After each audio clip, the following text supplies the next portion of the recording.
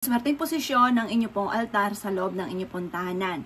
Mainam meron kang altar. Baka naman hanggang ngayon tumanda ka na wala ka pa rin altar.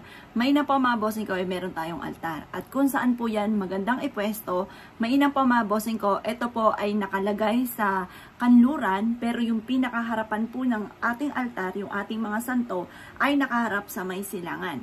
Ito po mga bossing kasi ang silangan, yan po ay nagdudulot ng swerte.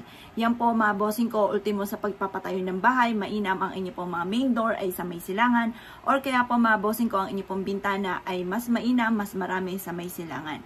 The best po ang silangan, dahil ang silangan ay nagbibigay ng liwanag tungo sa ating tagumpay mga bossing. Ang liwanag ng sinag ng araw ay dyan nagsisimula, kumbaga, liwanag ng araw sa umaga, yan po ay magbibigay mga bossing ko ng swerte. Kaya dapat mga bossing ko, yung ating pong mga pintuan ay laging binubuksan sa umaga, lalo na kapag ito ay nakaharap sa may gawing silangan, at ganoon din ang ating pong altar.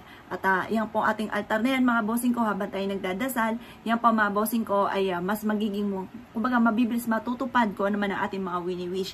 Kapag po yan mga bossing ko ay nakaharap sa gawing silangan mga bossing. Kaya dapat mga bossing ko, kung kayo po ay may altar, at tingnan nyo po kung saan ito ay nakaharap at kung paano ipagsubok ang mga pinagdadaanan.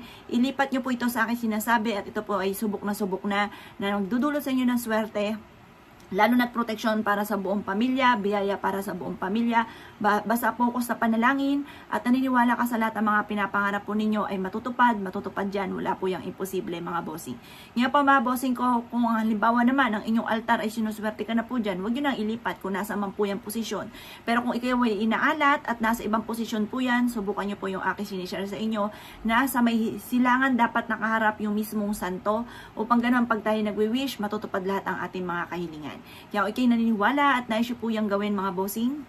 Good luck po sa po lahat.